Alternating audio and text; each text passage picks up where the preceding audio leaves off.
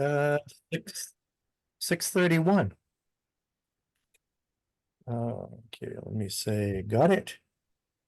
Okay, we have Todd with us tonight, Kallenbach, to talk more. So we'll get through a few of our short business and then we'll go right on to DKA business. First up, approval of minutes. I have a couple of typos. Well, Oh, me too. You want to go first?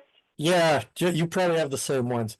In section 7, discussion with Todd, I believe Todd is 1D. That's correct. Okay, so we have 2D Todd there. And then Okay. If I had a nickel. yeah, I know, huh? Sorry And then about that, Todd. No worries. Section 8, number 2, it says TMH Classic Care Cruise, so it should be Car Cruise. Okay. Minor, and I should have told you sooner, Lynn. There just aren't enough hours, so I Yeah. apologize. I understand that. Joe, what do you have anything? Nope, that was it. The car care, the car show. Yes. Okay, glad I beat you for a change. Yes. Okay, you get the nickel this time. All right. Well, since you're already talking, you want to move on to treasurer report? Sure. We have to do a motion. We have to do a motion to approve the Oh. minute. Yeah, Lynn, yeah, I'm sorry, Lynn, you're right. that's okay. A motion to approve the minutes. I'll make the motion. I'll make the motion to approve. Beat you. Oh, okay. I'll second then. All right, all in favor? Aye. Aye. Any opposed? Okay, the minutes pass. Thank you, Lynn. I'm in the back of my mind, I'm thinking I don't want to put Todd through all of this. So I'm Okay. thinking of moving, so, all right. Go ahead, Joe, with the budget report. Yep, I'll be very quick. Presently, we have available in our budget $20,514.51. Okay, and yeah, for me, business that's been going on, we'll talk about some of it later in the agenda, but we did have a 65 Main monthly meeting on April 29th. We were talking more about what would go on in the building. We did have a TBA mixer at the Triple Raven Brewery on April 30th. That went very well. Really nice people, and we had a good crowd. We had a Maker Faire wrap-up meeting this week, and I'll talk more about that later. We touched on concerts. We're thinking of adding to bring more people into town, make the concerts more interesting, adding things like business setups, possibly farmers market type things to make it a larger event. We already have the ability to add the classic cars if anybody wants to park on the field. And we are currently already throwing around winter festival ideas for the event in December. So, update on businesses in Thompson. You got the email, new businesses, JL Home Improvement. That's home remodeling, Joseph Langlois. And Atomic Pest Control on Blaine Road. That's Tony Downing. Triple Raven Brewery is opening May 18th, this coming Saturday. Oh. Does anybody else have any other business kind of openings, closings, updates?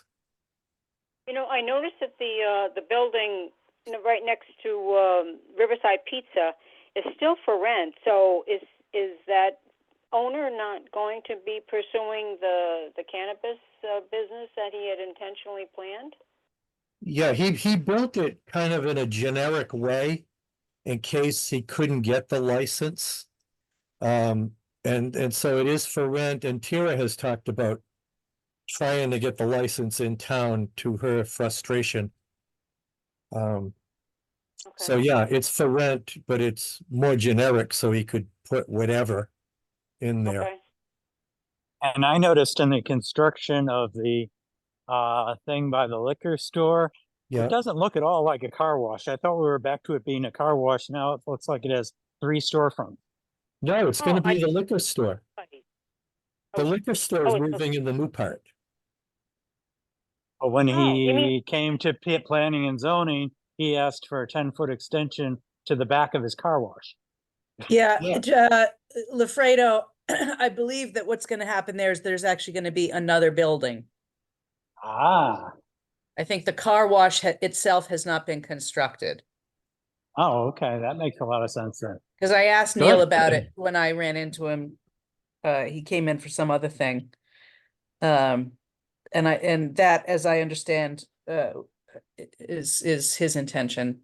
So it was possible I misunderstood, but No, and that's what I mean, what I heard when I asked was that the liquor store is going in there and the current liquor store will be for rent. I think he's already got an idea of what's going in there and I forget now what I've heard. Oh, were you But, talking about what's next to Dunkin' Donuts at the bottom of the school hill? No, no, that's a pizza they're house. still talking about Neil's new building. Oh, down the street. So what's happening in the building next to Dunkin' Donuts that used to be the package store? That's a pizza By house. the school? That's a pizza house, right? Yeah, okay. Yeah, the Gotcha. owner of Woodstock Tavern is putting in a pizza house. Okay, all right. I don't know why. No, We have it, unless it'll be specialty or something, but, good luck. I would just, Okay.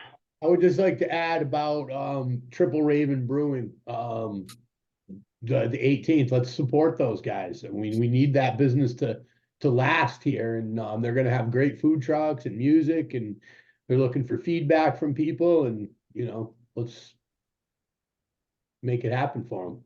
Dan, do you know what hours they're gonna be open on Saturday? I That's a- forgot to check into that, That's a great question, Brian.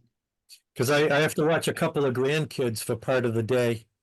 Oh, Yeah. I think they made a Facebook event about it. Let me look it up. Okay, because I was thinking of stopping in afterward if I could. I don't want to go in with a 2 and 4-year-old. Right?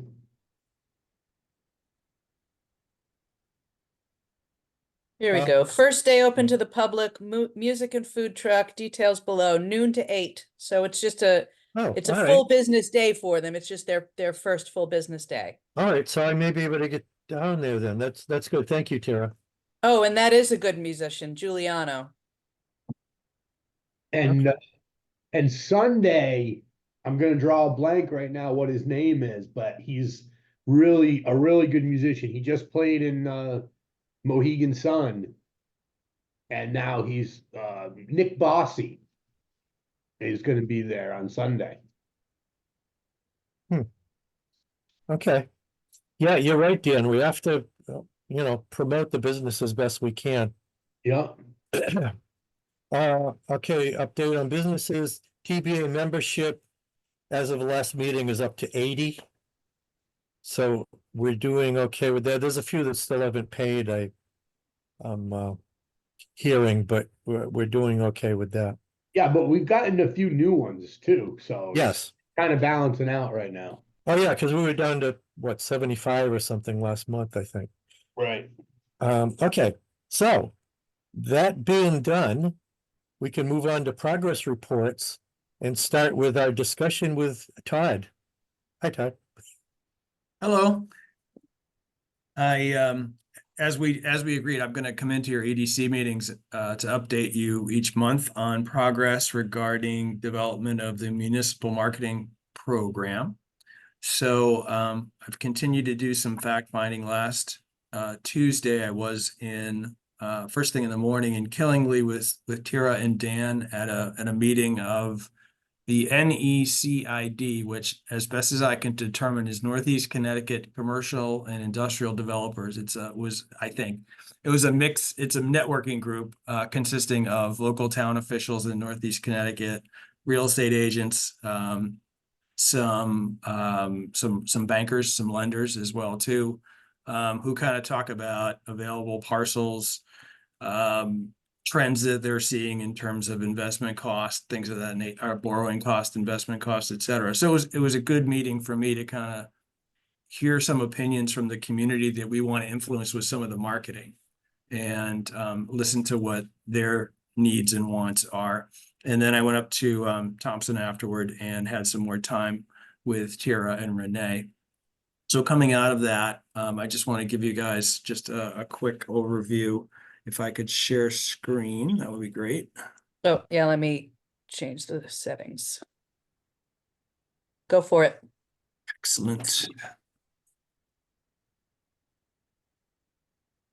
Okay, so we're really starting to focus on developing content for the marketing program next. So I've discussed with Tara and Renee that I will create an inventory of available properties, existing businesses and proposed development projects for both business and housing in the two districts that we agreed would be our area of focus. And Tara has given me some sources to do that.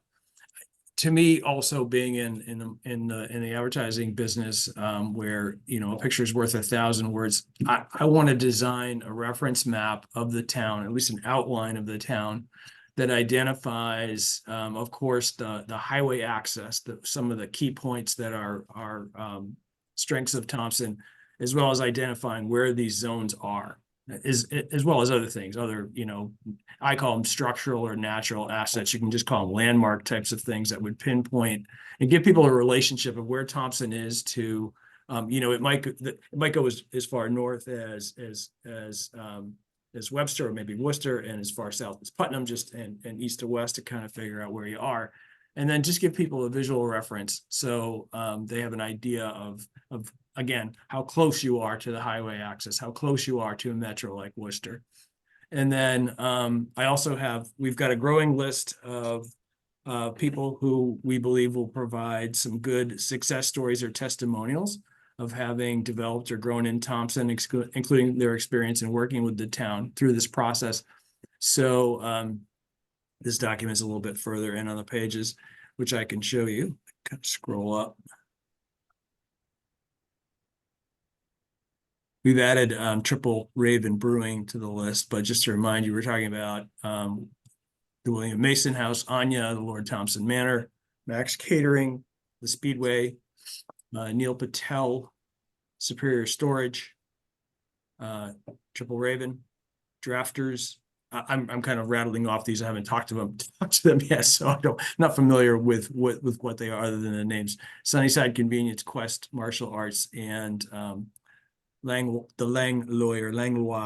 folks. Langlois. Langlois. Yeah, like Callenbach, just Americanized it.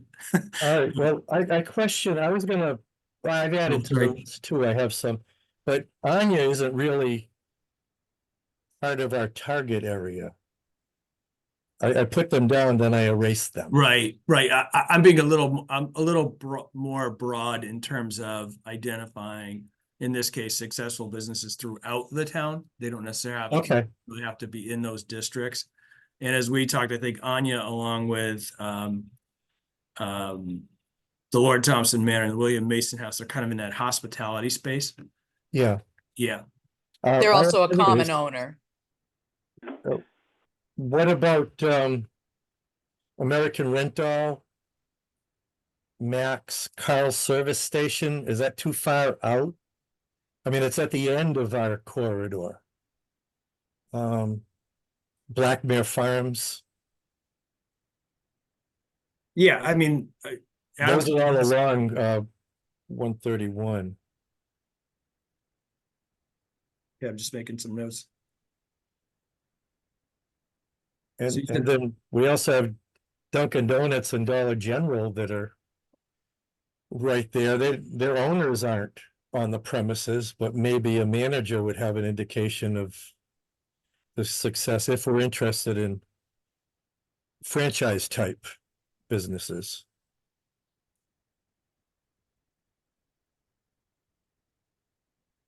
Okay.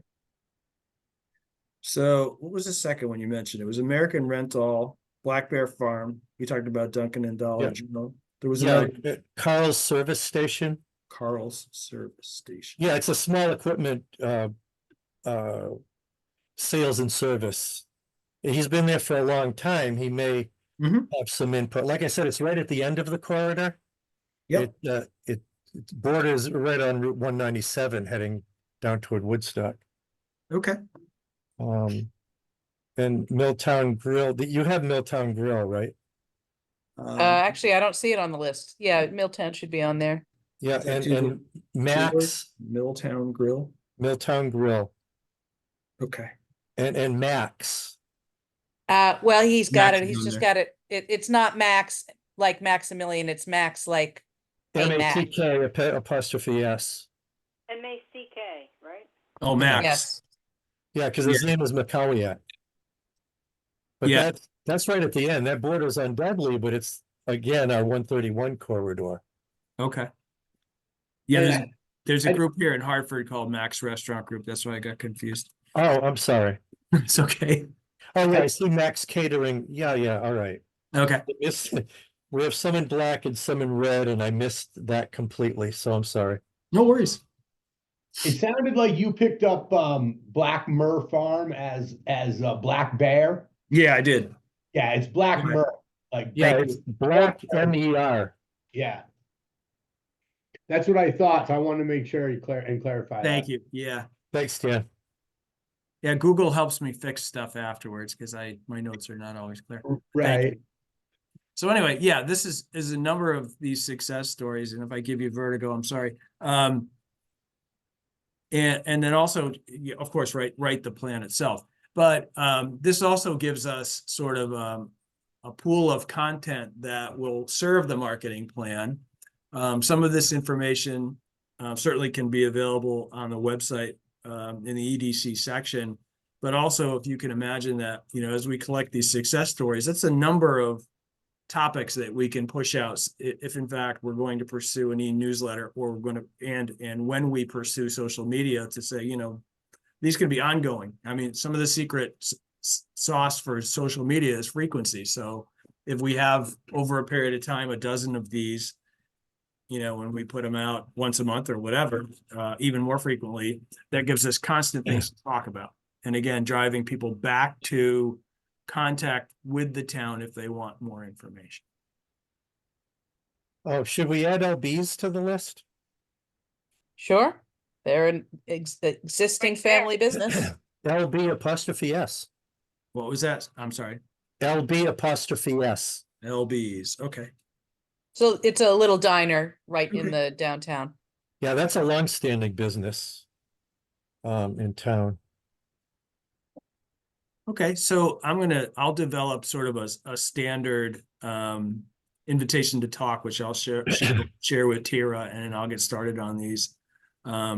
She actually did some intros for me to a couple people who haven't responded yet, but I think I have the green light to nudge them, right, Tira? Yeah, Andrew did respond, and Okay. then after I connected you guys, I didn't hear back from him again. So Okay. yeah, go ahead and pop him. It's high wedding season, so I'm sure Yeah, I it's not understand. top of mind for him. Sure. He's just going to need the push. Okay. And what I'm going to do is do like I'm doing here. I'm going to say, these are the questions in advance if you want to think about them. We won't make it heavy lifting. And then certainly I'll try and collect a logo, an image, something that goes along with that, so that we have, again, a package that we can push out for content in terms of businesses that have been successful, in hopes that we can influence prospective businesses and developers with this. Yeah, if I can help with that in contacting these people or something, let me know if I can do something. Yeah, sometimes dropping a name helps. Brian said to call you. Well, that won't help because there's too many Brians, but Oh, okay. give it a shot. If they pick one they like, we'll be good. Any questions, thoughts on the outline here? No, this is looking like something. Yeah, and I'll be sharing that with you guys as it develops too, just so you can kind of see where it's headed. So you know, my term of engagement, I think overall is 4 or 5 months. I think we're into month 2, so I think we're in pretty good shape. If there's anything else that comes up, you know, certainly that in your daily travels that I should be aware of, certainly reach out and let me know.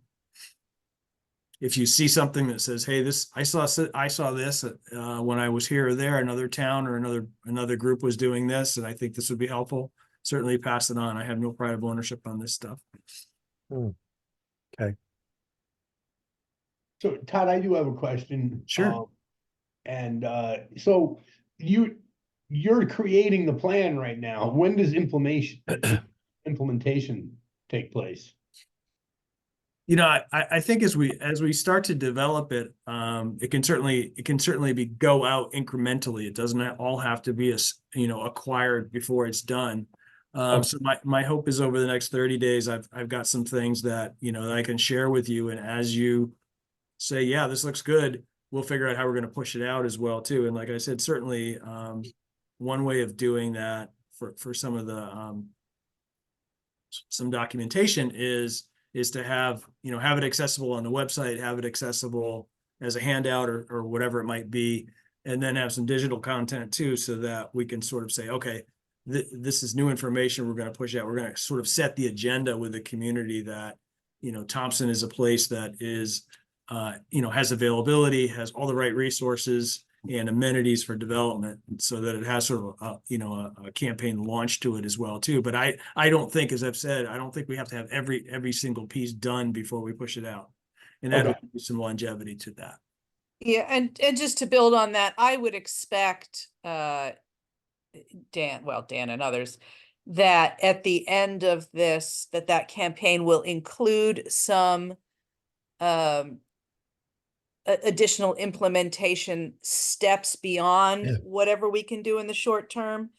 And I would expect that we might have cost estimates with that, so that as we're looking into the future, and I think we've talked about this at past meetings, having that ongoing budget be less project-based and more, these are the costs of this continuing marketing to build our profile, to attract those businesses. Because we've been very project-oriented in the past. But that marketing of our developable corridors is really, or should be really, some of the primary business of this commission. Yeah, that's what we agreed on that. There will be recommendations for how do you keep this going and what that's going to take in terms of resources. You know, a lot of this so far is somewhat organic. It's not like, hey, you got to buy a piece of equipment to keep this going. So it's going to be time based. And then, you know, if we have these templates ready to go, we'll figure out how that, you know, either gets absorbed into whatever the town has for resources, or it identifies where you need some extra help. And certainly, again, I'm not creating a tale for myself here, but you know, it's important that you sort of come to some agreement that this is sort of an organic marketing program that's going to grow going forward. It's not as concrete as, hey, we're going to deliver a brochure and we're going to be done. So that's what I think makes it an actionable marketing plan versus say, oh yeah, back in 2024 we had this, you know, we agreed to do this and we had this delivery, and then we didn't have any action steps after that. Okay. Thank you. Thank you, guys.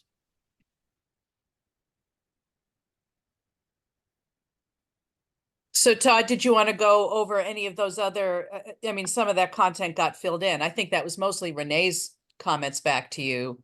I did not see any other comments come back from any of the other commissioners, but I don't know if how much of a chance they've had to actually see some of those responses.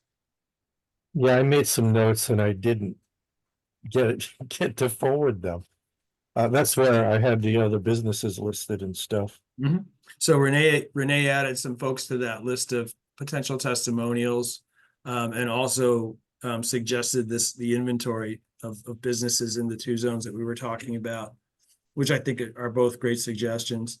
I also just by chance, it's kind of short, funny story. We were meeting and a guy walked in to chat. It looks like that happens regularly in Renee's office. People just kind of pop in while they're, getting their dog license or whatever. Yeah, And he happens to be a map maker. So, as I exchanged cards with him, and as I was leaving the town hall parking lot, my phone rang in my car. It was the guy saying, "Hey, I've got something I've already pulled out. Can you swing by my house? I'll give it to you." And I'm like, "Sure, why not?" So I met with him briefly, and he might be a resource in this regard too. And he's a resident, so I always like to keep it local if we're gonna have extra hands on this too. Keep the business in Thompson. yeah. Well, where we got to in the sheets there, initiatives and incentives for development. Renee added the new units on Riverside and commercial building renovation near Dunkin' Donuts. That's the pizza house. I also wanted to add the expansion at the Thompson Liquor Plaza.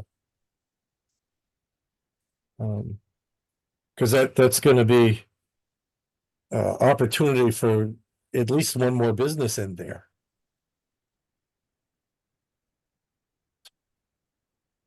Mr. Chairman, I have a question about that corridor.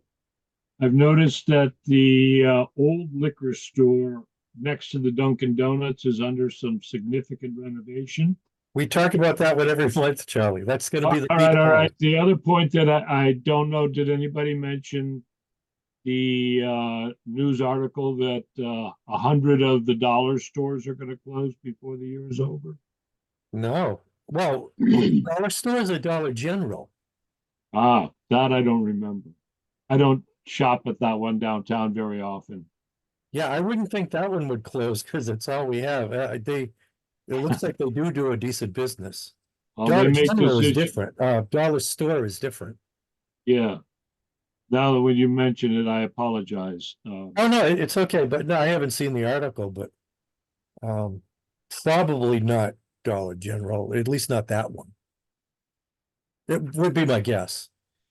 But Dollar General is in every single town, so some could be closing, Charlie.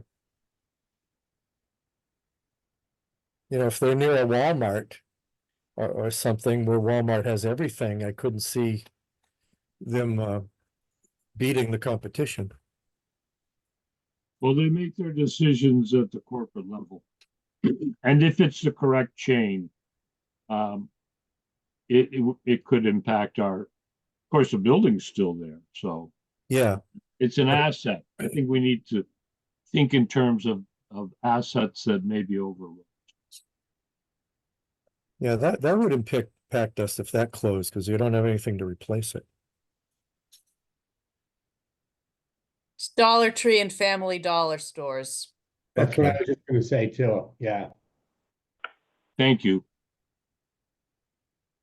I think another aspect of the corridor marketing is how does it look?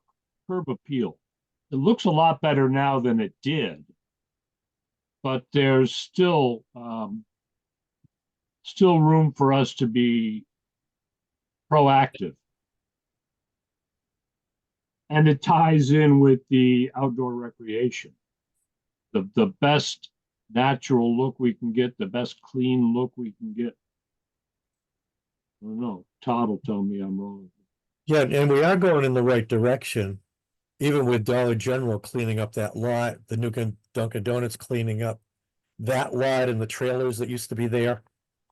The sidewalks that went in, we're going in the right direction, but there's always improvement that we Yeah, can. and a couple of the troublesome rental properties have cleaned up significantly. The Blue House got renovated and Yeah. sold to a new, better owner. That brick, which I always thought was a duplex, but I guess there's actually 4 units in it. Right on the corner of Thatcher Road? yes. The big one? Oh, that's 6. No, the blue one, yes, but I'm talking about the brick one next to what's now going to be the little pizza place, next to the Dunkin' Donuts lot. That was substantially Oh, those- renovated. Yeah. The Greek Village sixplexes com- are being renovated. So there is a lot that is actually getting updated. That those 3 brand new duplexes that Montfort is putting in at the end of Buckley Hill. I mean, there is stuff going on. Are we done with Todd? I hate to see you sitting here listening to us go on and on about stuff that you don't care about. It's fine with me. I learn something new every time. Just visually, I'm not, we were not going to put out anything that's unflattering. Unlike residential real estate, I don't have the opportunity to do staging, but as we talked about last time, there may be some opportunity for rendering as we go forward, at least, to sort of vision what could be on those properties rather than just showing what's there. I mean, as I drive down Riverside Drive, like I did last week, particularly the one mill that was torn down, the smokestack's still there. And I've heard there's, the stairwell fell down or whatever. Yeah. That's not photogenic right now. So I wouldn't show it that way, but we might, find another way to at least outline where the property is in relation to other things, and not go into too much detail. But, if you can get somebody on site, I know Tira actually, I won't say anything more specific, but Tira has a lead on somebody who's probably going to take a look at that property. They've seen this kind of stuff before. They'll look at it warts and all, and they can vision it through. I think it's folks that don't have any precognition of what that is or was before that might take a little more convincing. But again, I'm not going to put out anything that's unflattering. Yeah, we don't, but to Charlie's point, if you come into town as a non-resident and you see something that maybe could use some sprucing, not that you have to do it or do a plan for it, you might just say, hey, this little corner would look better if you took out the weed whacker. To that point, I wonder, Todd, do you have anything that pops into your mind when you look at that? You see more of the state than we do. When you get off the highway and drive in and look at that, what do you think would be good there? On that particular site? Yes. I mean, that corridor there, that particular route is kind of your retail downtown. I can envision that would be likely for somebody who would be more dependent on I forget the route. Is it 31? Just 12 there. 12. Someone who would be, might be more dependent on that daily regional traffic might go there. But however, but not like a strip mall. It could be mixed use. It could be housing, it could be. The thing is, you have strip centers right now up and down that street with empty buildings. Yeah, and again, those are dependent on frontage. They got to be right up on the road, whereas you have some depth on that lot that, there could be a lot more opportunity there for, a village overlay district that has mixed use or something else, Mixed industrial or something like that. Exactly. Because they're going to be building from scratch. I'm glad that Tira knows of somebody that's showing some interest, because it's kind of been an albatross and it's not the only one.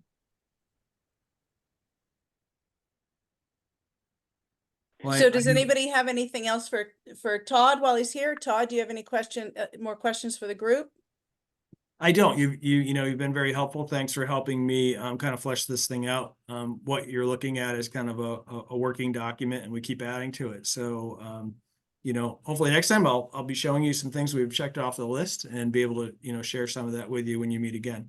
Yeah, well, if you want to add, because we also had the part here for target businesses. Mhm. I mean, I could see something might be silly, like a music store or a craft store, because there's none around. You have to go to Killingly to Michael's for a craft store. Music store would be a niche. We used to have a real big one in Webster years and years ago. You could get guitar strings, you could get music books, you could have music lessons. That might be a niche because there's nothing around. People would have to come into Thompson for that. Just a thought.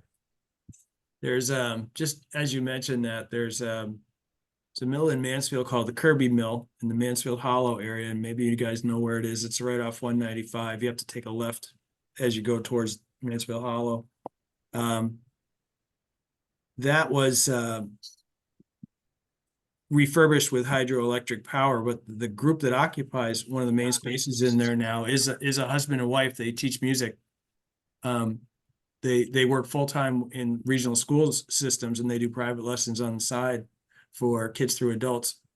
And they lost their space in Willimantic, and this new one was available in Mansfield, and it's a fantastic space. It's really cool. The husband, he takes old pianos and he paints them with all different colors and makes sculpture out of them, and they're pretty active all times of day or night, because they've got, they work their day jobs, but then at night they got private lessons, then they got jam sessions on the weekends. So, some of this stuff you can't really predict is going to happen, but it becomes opportunistic if you're out there and people know you have space. I mean, in this case, these guys, they needed to move in a month or so. The community moved them, all their families and whatever said, don't hire moving people. We'll move all the stuff for you. So that's the it takes a village idea that I think Yeah. we look into.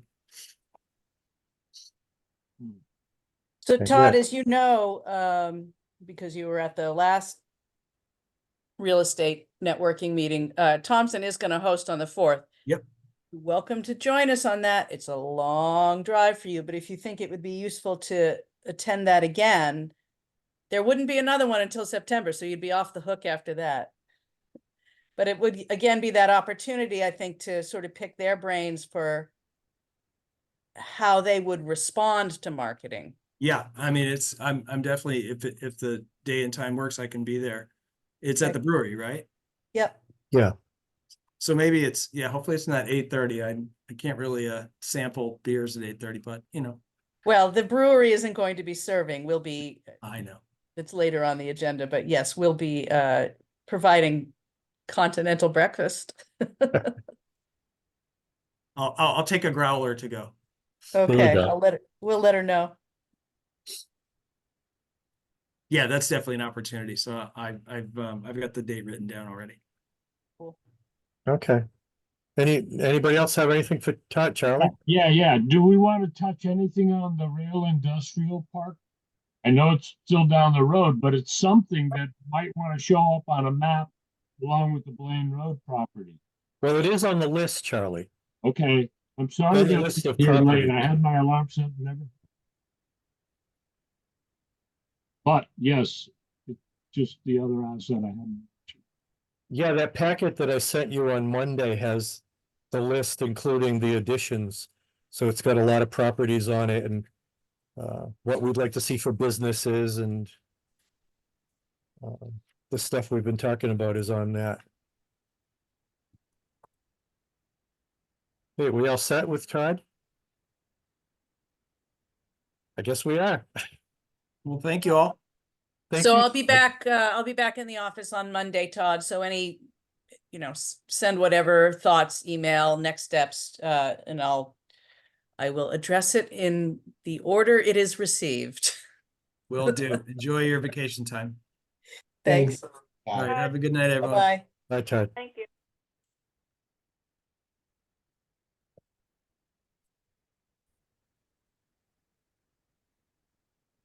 Okay, here we are again. Anybody have any comments about the discussion we just had with Todd before we move on? I think he's doing a good job. Yeah, he's trying to put some order to it.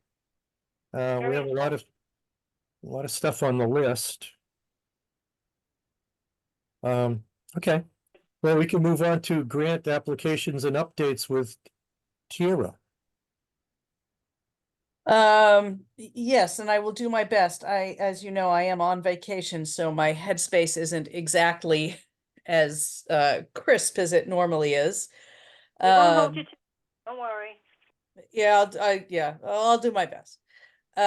So the round 5 for the Community Investment Fund opened right at the end of April 29th. I have now had 3 essentially one-on-ones or Zoom calls with DECD at varying staffers and staff levels, and one including Senator Gordon. Had an excellent one on Thursday before I left for vacation with a DECD staffer and the director of the CIF program. And we really talked about ways to really try to ramp it up like one notch. I think we all agree that eventually that application gets funded. It's just a matter of when. And of course, the urgency for me is to make it this next time. So I'll be submitting that, resubmitting that by the 12th of June. So once I get back to the office, it's on my sort of top priority list. That request thus far has been for about $3.8 million. I'm just going to go over the budget again, see if it needs to be more, see if it needs to be less. I guarantee you it's not going to be less. But see where the adjustments are. I did submit a $730,000 request through the congressional appropriations process through Joe Courtney's office. I believe that they did pass that up for consideration. So the first hurdle is to get selected by your representative. And then from there, it goes into whatever negotiation process they take. Those take months and months and months to work themselves out because it's Congress. So just for some context, the last time when we got the renovation money, the $240,000 through Murphy and Blumenthal, I had actually forgotten that I had submitted it. Hi. You talking to us, Lafredo? He's listening. I think he's trying to listen to us in the background at another meeting. Anyway, so if that is successful, then that $730,000 is for 65 Main, the remaining renovation and the site work. So I'm approaching that project to try to close that funding gap through at least 4 different requests that I have out, either already submitted or going in. And that's really the main thing. There are some other USDA grants that are coming around in the late summer, fall, and winter that might start to fund some of the actual programming and curriculum for 65 Main. But I believe either the school or a nonprofit has to be the lead applicant. So I'll be talking with Eric Francis of Trifecta, who is the guy who's the agricultural aquaponics consultant that currently works with the school, to see if we have a good path to submitting a competent application on that. That's sort of all that comes to mind right now. I think it is those 4 different combinations of funding requests to do various parts of the downtown revitalization sort of package. A grant that isn't ours, but is being completed on our behalf with ECCD has had some changes, some unfavorable changes, but also we've sort of got a mitigating measure. ECCD had a grant through CT Deep, who in turn had the funding through US EPA to do some essentially some low impact development drainage improvements in the downtown. For reasons that have never been totally clear to me, it took CT Deep and ECCD a really long time to finalize the contract, so long that they almost were at the end of their statutory limits on using the funding.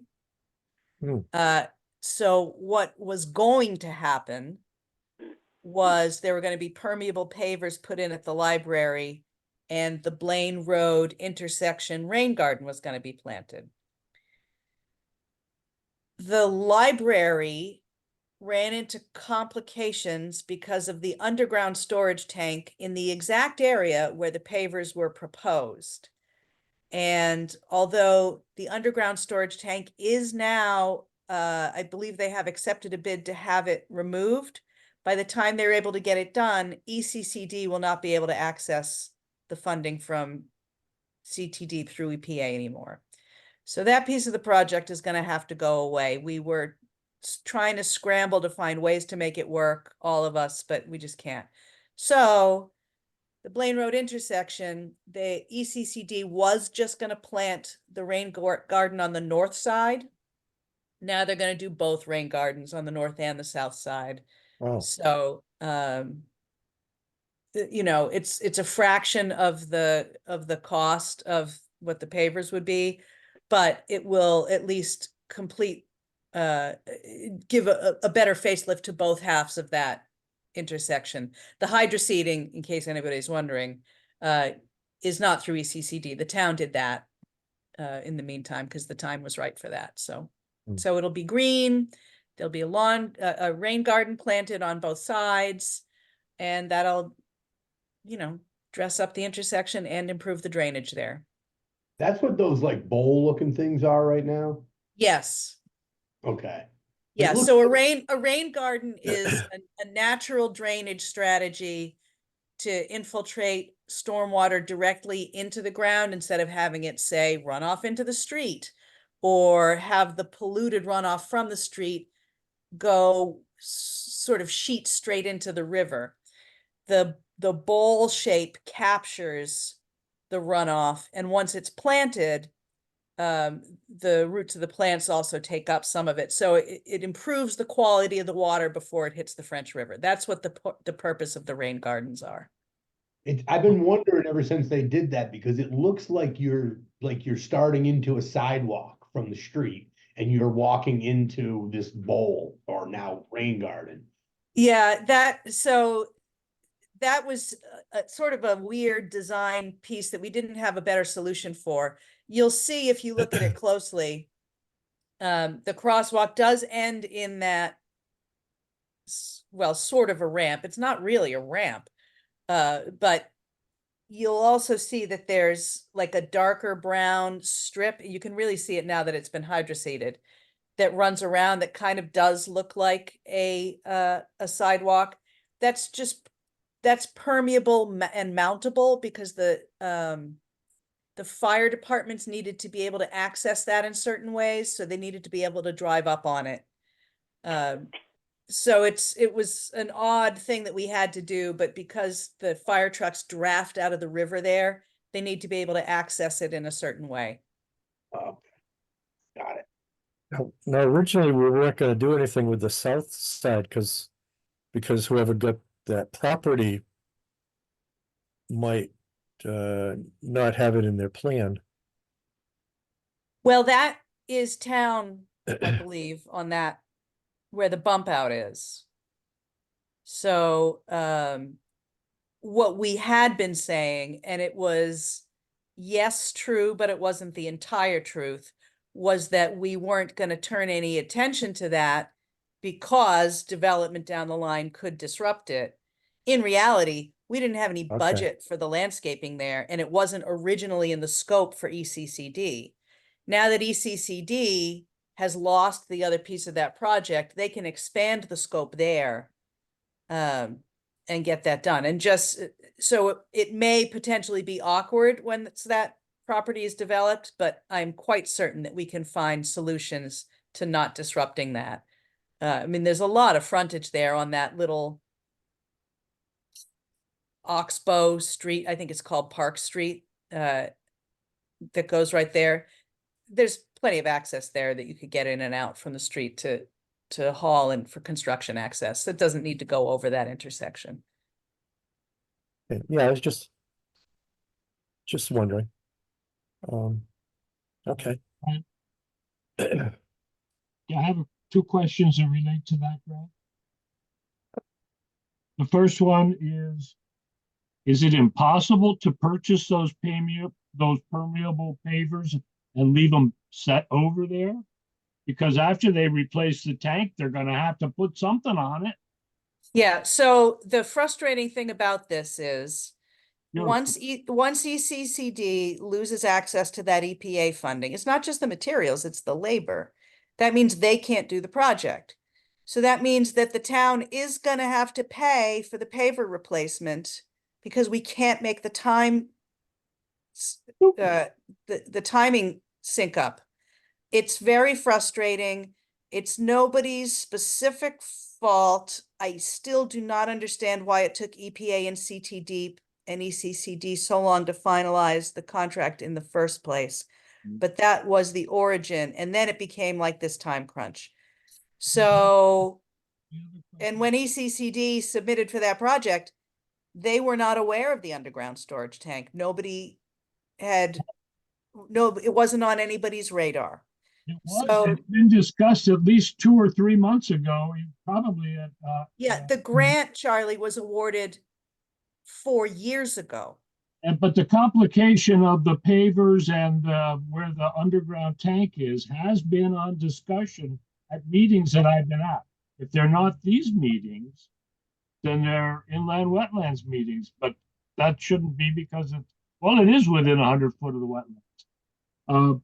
I have seen and I have heard that there was a complication about that. I know bureaucrats work, the way that they work, they just work, and it takes so freaking long.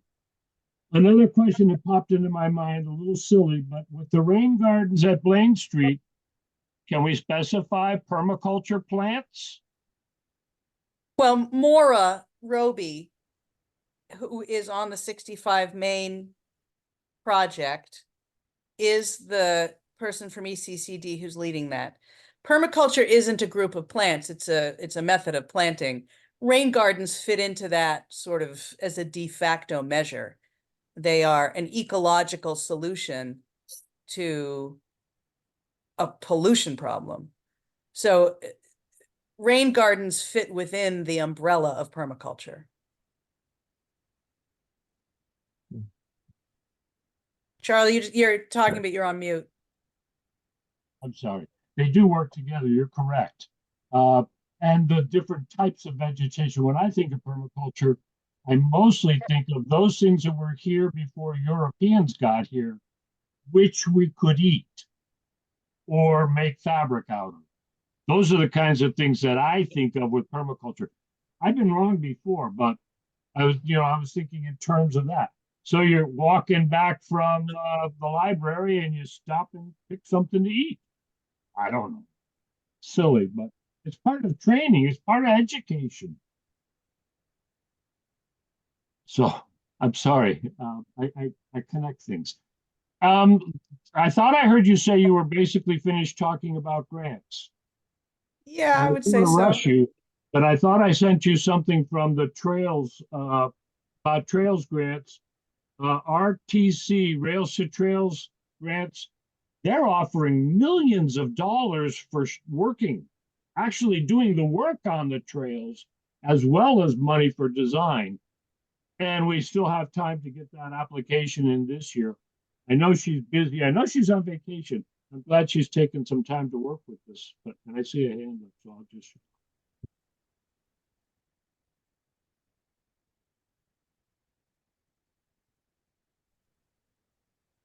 No comments?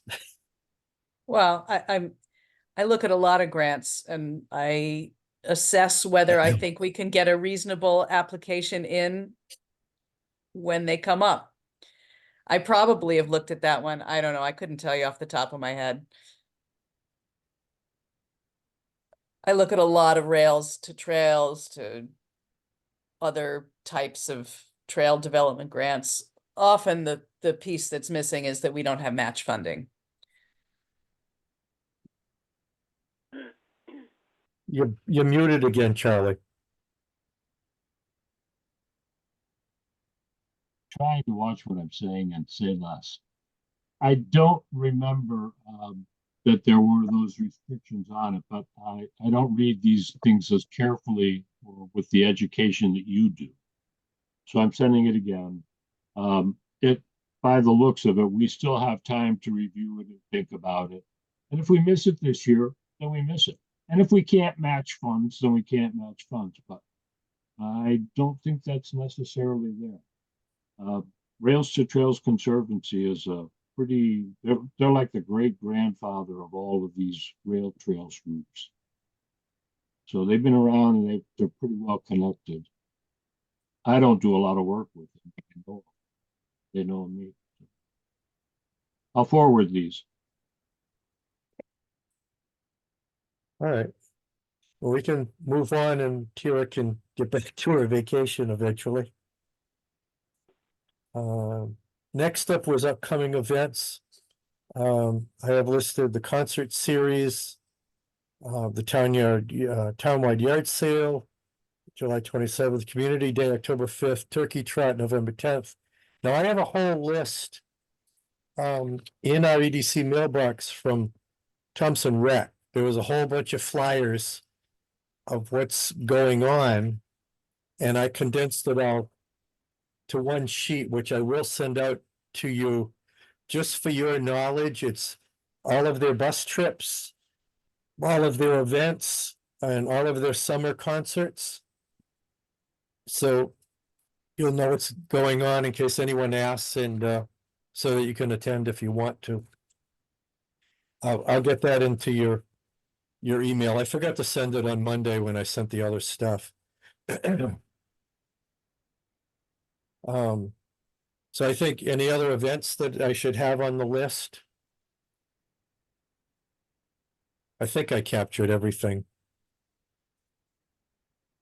Next up is marketing and revitalization of downtown core. Our public workshop meetings continue. As I said, the last one involved the building, and we had talking about involvement with the school and less on the outside. The next one is next Wednesday, 6 to 8 at the community center. And I would like to ask where the planner's office is out of money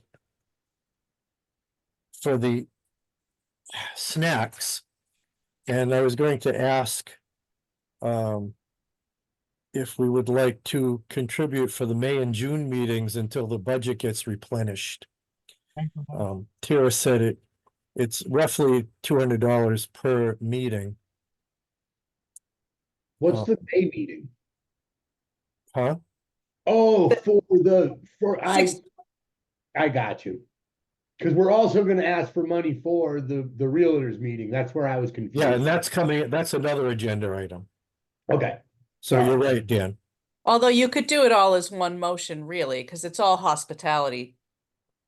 Okay, well, the other ask was down in new business. We have commercial realtors networking meeting coming June 4th.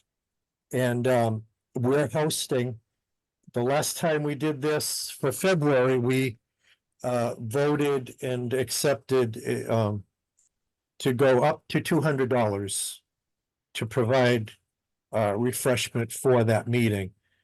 So altogether, it would be 200, 200, 200. If we're okay with that and someone would like to make a motion, Charlie? Make that motion that we support the hospitality of these programs until the budget is passed. I'll Okay, second. It's 3 times 200. okay, all in favor of, I anyone Aye. opposed? Okay, so we're good to do up to 200 for each of these three meetings and or events. That's good. Do you want to say anything else about the workshops, Tara? I can tell you that we're gonna have presenters in May and June.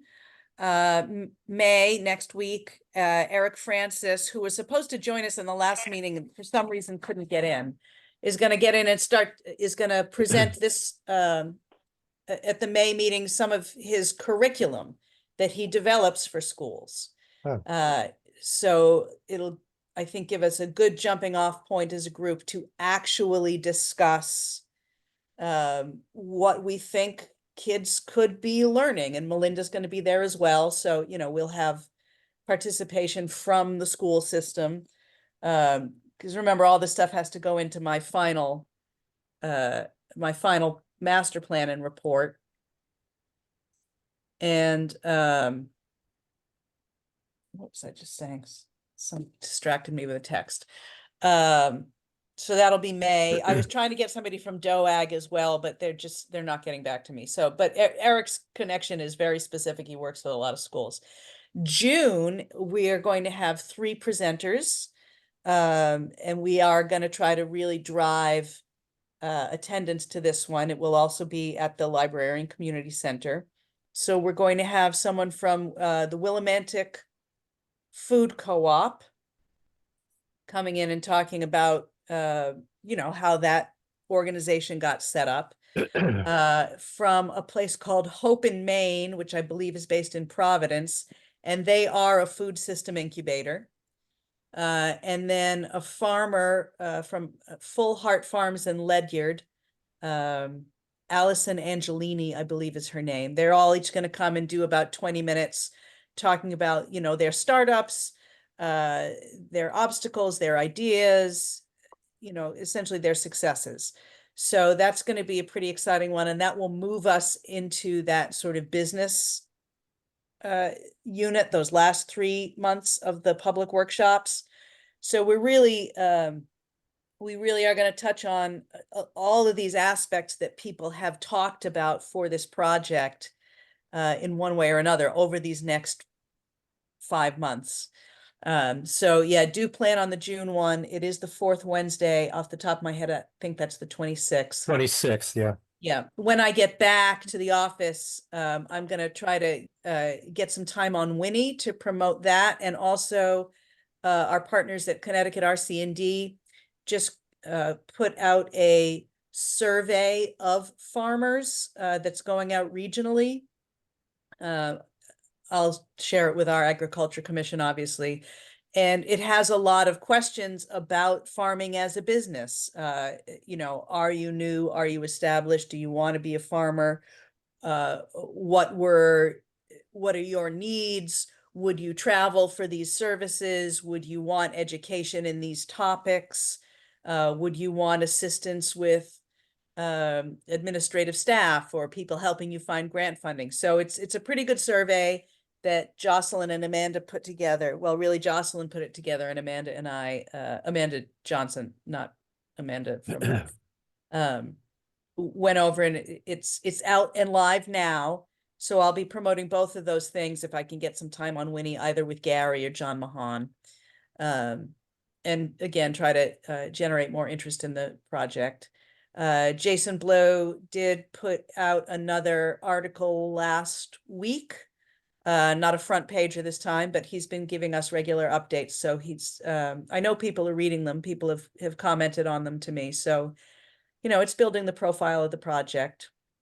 And hopefully all of these things will coincide with 1 or more grant awards. That's always the hope. And I will remind you again, and ironically enough, I'll be on vacation that week too. We will find out on the 1st of August whether we were chosen as a finalist in that Kubota Foundation grant. And that will have 2 weeks of online popularity contest voting to determine who comes in first and second. So I will be checking my work email on my husband's birthday while we're on vacation in Maine to see if we got selected for that particular award. And if we were, I will be blasting you all to share it far and wide. So that's sort of where we are. We're in the back half of the public workshops, and then I got 6 months to write the master plan with the project partners. Okay. Charlie looks like he has a question. Yeah, sorry, Charlie. Charlie. Unmuting. I was unmuting. The date of the May meeting for the 65 Main Street curricula? It's a week from today, which is the Next. 22nd. Oh, I have another meeting that night. Inland Wetlands public hearing. This one is 6 to 8, Charlie. Okay, maybe I can make it. Thanks. Yeah, if your other meeting starts at 7, you could drop in. Yeah, okay. Okay, let's see, we have no citizens for comments. Old business, we still have an open slot for an EDC alternate. I was Yep. thinking you guys could reach out to that new kid from TBA, Corso. Oh, Greg? Yeah. He seemed like he might be interested. Oh, But, yeah, it doesn't hurt to ask. yeah, he did seem like he was interested in being involved. Yeah, we don't want to overwhelm him, but Tara's gonna be tapping him for that 65 Main project too. Yeah, well, Good he's young. discussion after the TBA meeting. What did he sign up for the other night? Oh, he Well, he got, said oh, he said he was interested in the 65 Main project, so Because he grows and sells mushrooms, edible mushrooms, and he does all Yes, kinds of things with plants. yes, I sent him to refer to you guys. I also sent a young woman she and her husband are buying a lot on Old Buck Hill, east of me, Yeah, near the Aquatic State Park. She works with steel as a blacksmith, but she doesn't shoe horses. She makes things out of steel. I met her on the day of the Makers Fair and sent her down to look for Tira downtown. I don't know if she went there or not, but seems like a very capable young woman and with a business mind. So I said we were looking for alternates. I keep my ears open for that. yeah, thank you. You're welcome. Okay, update old business. The Turtle Out Memorial High School Classic Car Cruise went well. That was just after the last meeting. Talked to Melinda about it at our last 65 Main meeting. Kids did a great job. It was very well attended. We had a nice day. WINY was there. I don't know what the total was that we received. Going toward community fire. I'll see if I can find out. I expect they'll probably do it again next year. We did have the Triple Bryans were there with their cars, and WINY, and Ken Beausoleil was there with his, and the Maker Fair. We had a update meeting this week. That was well attended. There were about 5 slots left empty. There were quite a few people who had not been there before. Brian Levensey has stats, and I forgot to get a copy. How many were from out of town? Which we also want. We want Thompson residents, but we want out of town. So we did have some people from the surrounding towns. Overall, the businesses were happy with the traffic. We have people saying can't wait till next year. One person wants to do it every other week. Yeah. And once a Another beautiful village day was supposed to. can do it next year. There are a few things that we do want to do better. One is signs pointing people down toward the sports field and away to where they have to park. If you're new and you haven't been there before, the instructions are muddy. The instructions that you get as you enter the driveway don't mean much once you get set up and you look around and say, nothing looks familiar. So we're going to do better signage leading them to the field and across that asphalt walkway, and that should help some people. We're going to do more yard signs. We had some comments saying there weren't enough signs, it wasn't publicized enough. There's nothing we can do to publicize it enough. We just have to keep trying. You'll never over publicize. We're going to get brighter signs that people will see as they drive by instead of ignoring them.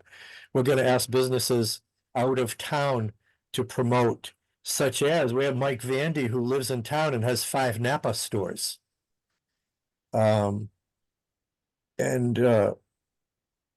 trying to think this.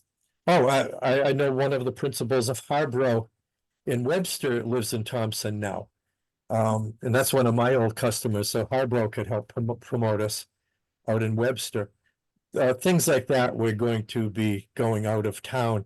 TBA can be involved because we have places like Prestige and businesses that are out of town that can help promote our Maker Fair and even our Community Day and stuff.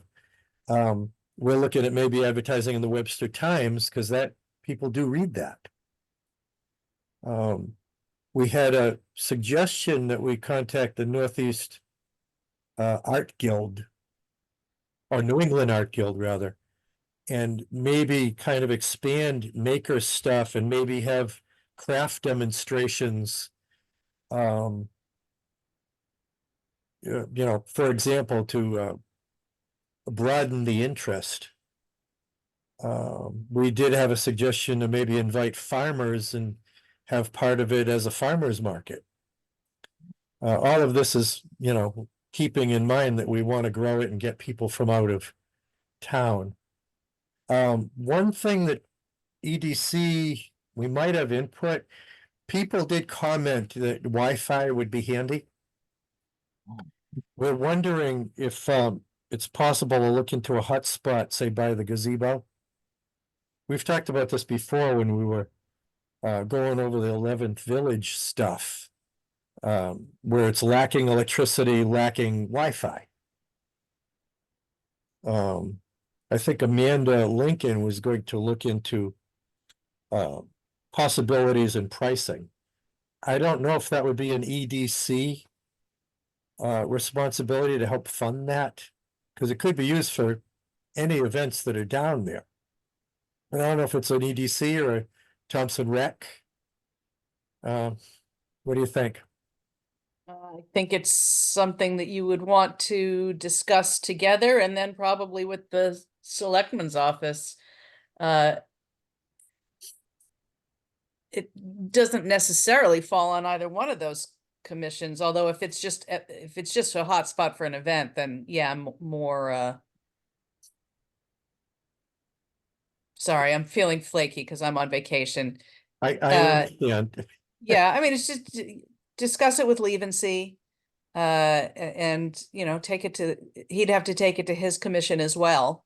Yeah. So, What's the cost of something like that? well, I don't think we know, so that's That's kind of what I'm that's the getting. first thing, is to Kinda find neat. out. Yeah, Amanda had started checking. There was some minimal cost, like $30 a month. Verizon, which raises a flag with me. But it would be up for us to discuss and them to discuss how much use would we get out of that, because it wouldn't be just for Maker Fair. Any events that we want to have down there could benefit from that, potentially. So Yeah, I think we'd it's have to good to have- discuss it. In that case, we would have to have a router with no password out in public. Why doesn't the cell phone companies provide us with decent cell phone coverage so that we could have a small router that we could... Well, we have that issue, and they're gonna fix it in a few years. Yeah, They so we got promised. to pay more in the meantime. Yeah, But that whole area down in Greek Village, there's no cell power there. I remember showing property down there last summer, and I had to literally get in my car and drive as far as past Patel's package store, almost to get to 395 before I had cell service. yeah, oh Like- yeah, no, we know it's an issue. American Rental, they can't use the phone inside, they have to go outside. Yeah, that's crazy. And that's a Well, business. what about Frontier? Frontier's coming in, they're gonna be putting in the Wi-Fi, they're gonna be the fiber optics, and they want to be putting in the low-cost internet for the school hookup. That's part of that, isn't it? Yeah, it might be something, like I said, I just wanted to bring it up. We have time, I it's do something too. to I do too. discuss. It's one of those things that I've said before. If we don't ask, we won't get it. Yeah, If we ask, they might say no. but If they in the don't say meantime, we no, can think we of, get it, and it doesn't cost us anything, and the town benefits. In the meantime, we could think of, how much would we use this? What are the benefits we haven't thought of? It would give us a better argument if we decide to, go for it. Well, is there That's all. somebody in the school or at the town hall who would want to head up a committee like this? Since it sounds like it's a town thing, if there's no Wi-Fi in that particular area of town, isn't that something that I know Amy doesn't have time to do this, but can't she kind of select a subcommittee to figure out and have somebody like that try to forge ahead to find somebody or just find out how we can do this? Not just us, our committee. Yeah, I mean, else, As I far as- have looked into a couple of different options over the last few years. They all kind of end up leading to one, not exactly dead end, but a lack of resolution. So I spoke to somebody at Verizon a few times. They are apparently, they do have plans to expand their service in the area, I believe, and this is going well over a year since I had this conversation. So they might be closer to it than they were at that time. I believe they were negotiating to share some kind of tower space with whatever is serving the state police. And I would be lying if I said I remembered the details of that conversation because it was long enough ago. But when I asked him at that time, he seemed to think there was no way to accelerate that process. It was just going to play out how it played out. Frontier is, as somebody pointed out, putting up spools and spools of fiber. That's different from the other issue, but I at one point looked into a broadband access grant through either the American Rescue Plan stuff that was funded at the federal level or the follow-up Inflation Reduction Act. At the federal level, they recognize it and they want to expand broadband, but the grants are so freaking complicated. You actually need to have an industry professional on your team, and we don't have one. I did start some conversations with Surtax, but there was no good way to get that particular grant written. So I don't have good answers for it. It's outside my personal expertise and wheelhouse. Tracy, who used to do the IT stuff up at the school, and I did have more in-depth conversation with it at that time when those big grants were open. I think Bryce and Heather, who are the current IT staff, are probably looking into that. I seem to recall that was mentioned in the background, but I don't know what that research entails for them.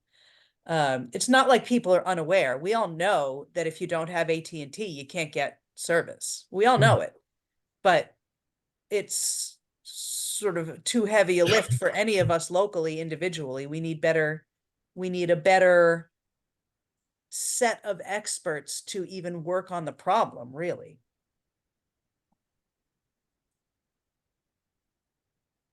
We don't hear you, Charlie. Why not? I don't know. I'm not muted.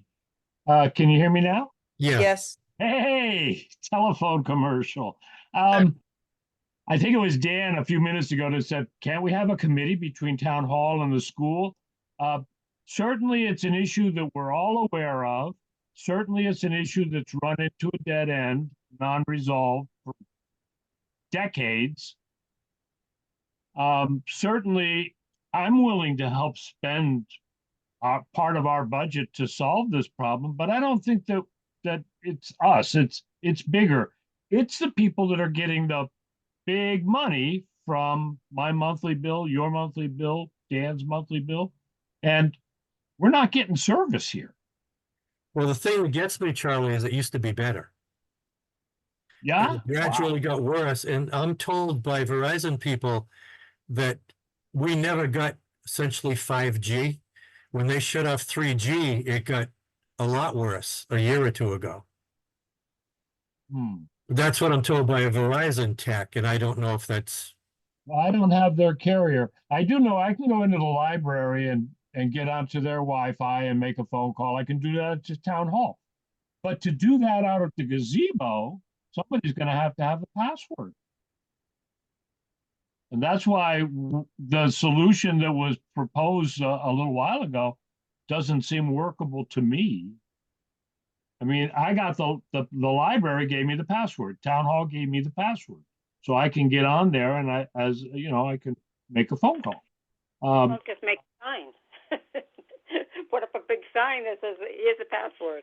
Well, I mean, we could do, that wouldn't stop us. You go to any motel or hotel and they give you the password when you walk in. Yeah. Or it could be a password it's the Thompson. event. It could be Thompson. Maker Faire. Well, if Frontier would install a place there that we can hook up a router, we'd do it. But they got to supply us the link. Yeah, and we're a ways off for that.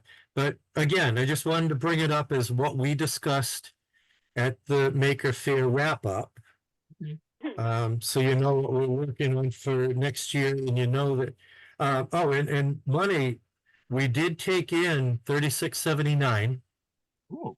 So 12, well, yeah, so after expenses, the profit was 2478. So that's 1239 going to Thompson Rec and 1239 going to Thompson Together. That's after paying for music and ads and WINY and the banner and the Porta-John, which came to $1,200 in expenses. But even the food trucks said they did pretty well. Max sold out again, like they did last year. My brother-in-law got me one of those bison burgers. They're from the Adirondacks, so I had 3 out-of-town visitors down there. And I know my sister-in-law bought some of the bird houses. Yeah, I went to Max and it was too much. I couldn't eat it all. But anyway, that's what I have for that.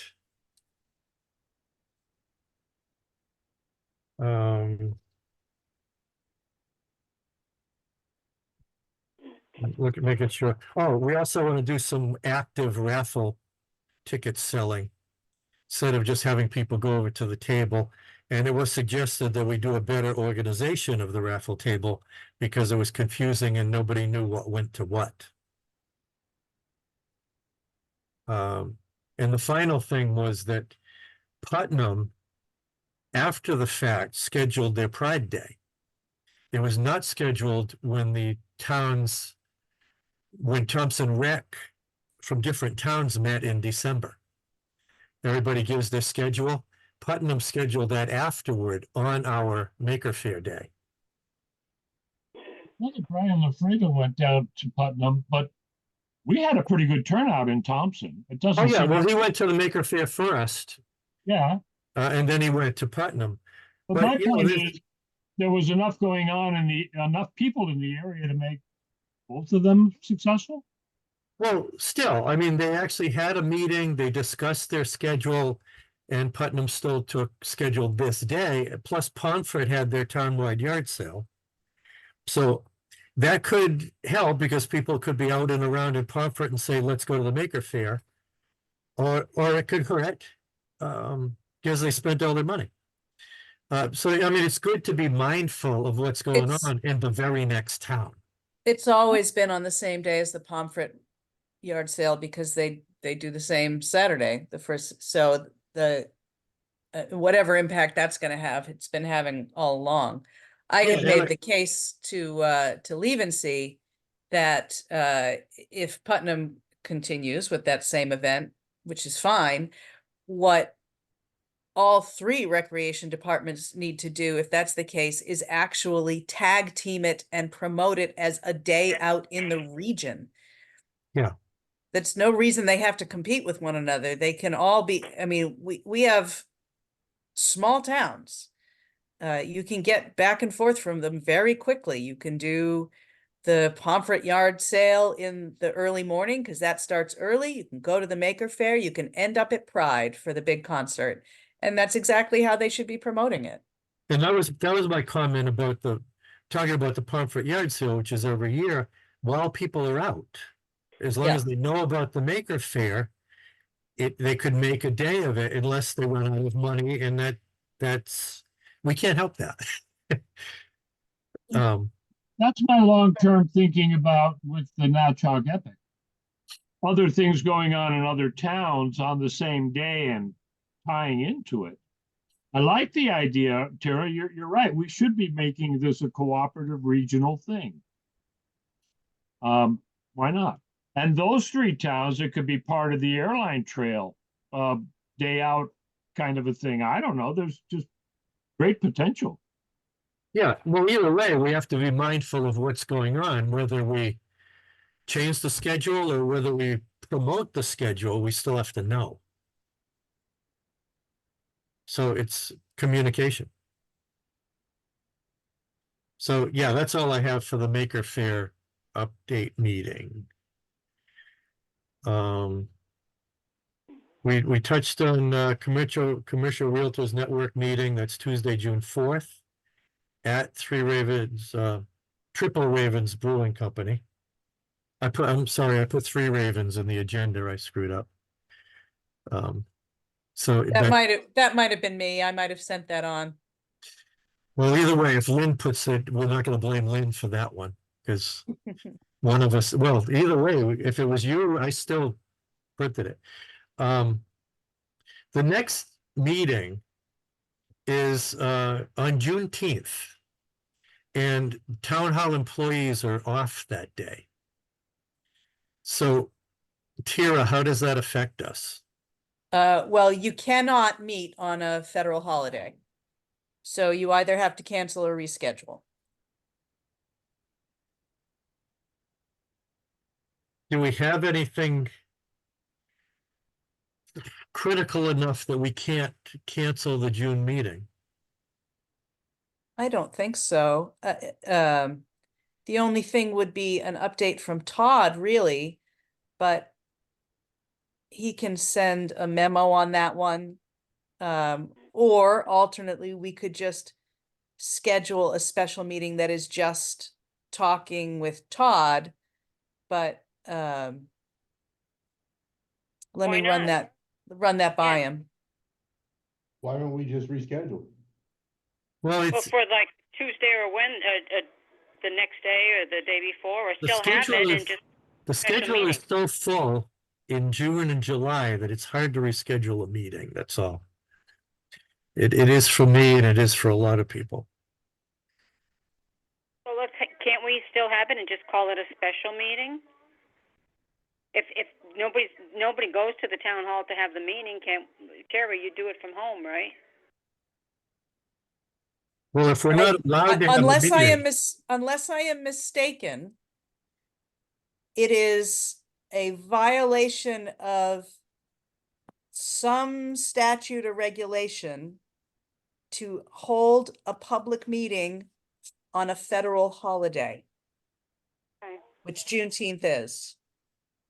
And that kind of makes sense because it's open to the public and yeah, you know how people are about offending people these days, so. yeah, I don't have an argument. It's about what Well, is and what isn't a holiday. It's just let's cancel then. yeah, if we don't have anything critical, I'm okay with canceling. We can catch up with Todd. And Yeah, we could have a that'll- special update with Todd if we wanted to. Yeah. And really, you're gonna see him, if he's coming out on the 4th of June for the real estate thing, we're gonna see him.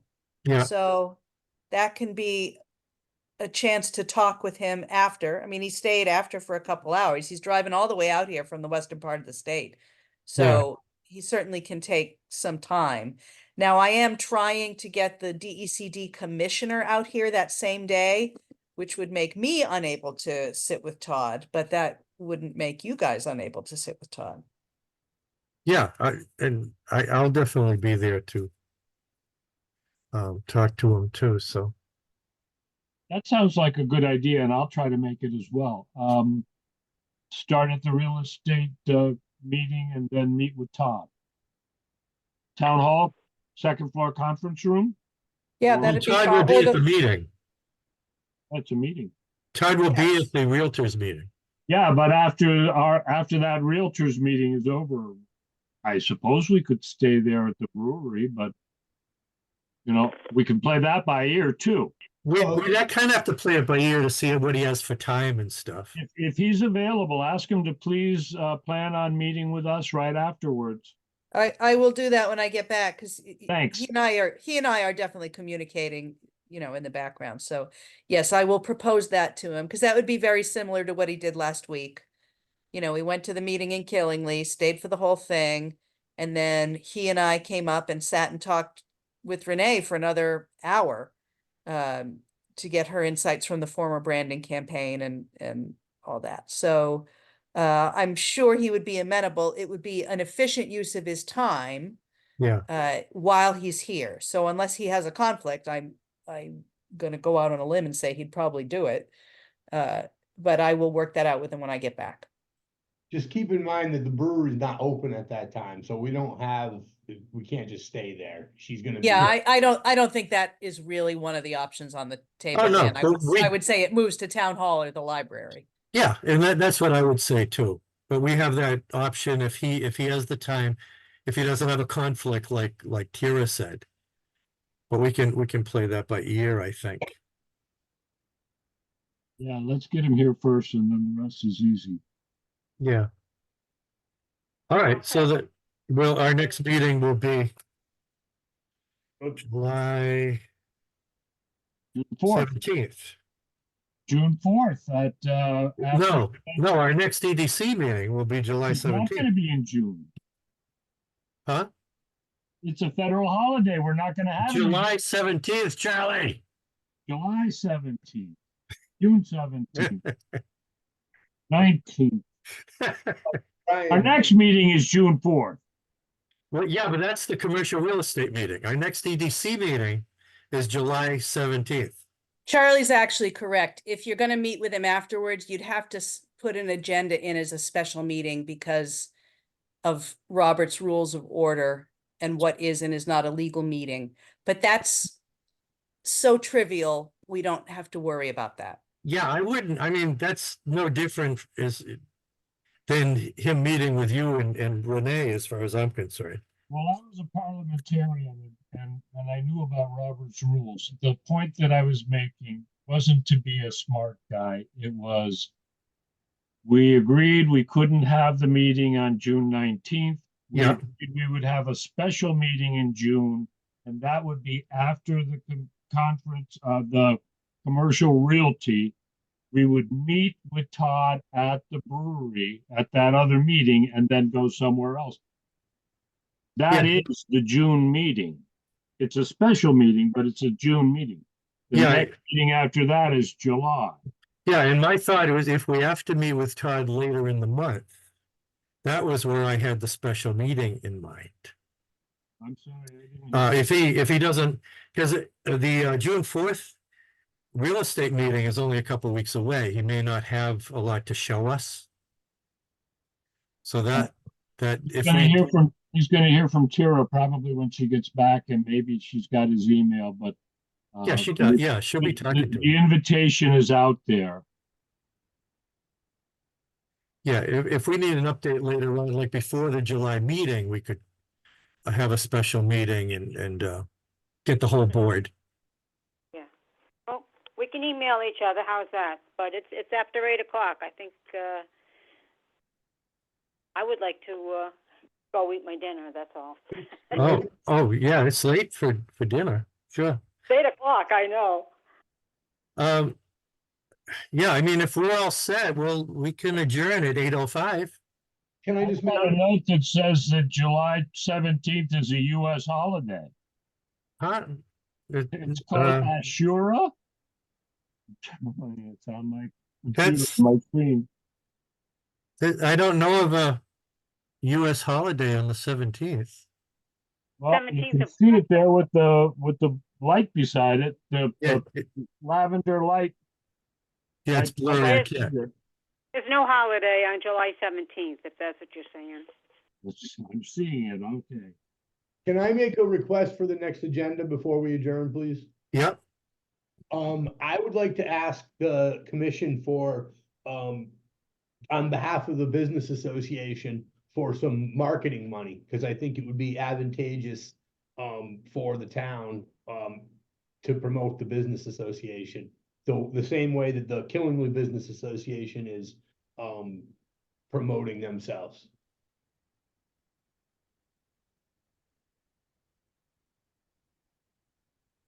That's a pretty big ask at the end of the meeting, right? Oh, he's asking well, for the it's next actually for next agenda, week, Joanne. next, yeah, Oh, the next agenda, I'm You have a sorry. ballpark? Sure.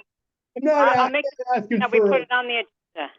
right, putting it Yeah. on the agenda next month. Okay, and when make we the come back- motion. We can put it No, up we on don't the need a town hall motion, Joe. sign. We've got things up on the town hall sign and how much money? Think about that for the next meeting. We'll talk Right. about it at the July meeting, guys. Yeah. As an Yeah. agenda Good. item. I just want to get it out there tonight, get it on the agenda in July, and then when we come back in July, I'll have much more details to share with everybody. okay, no problem.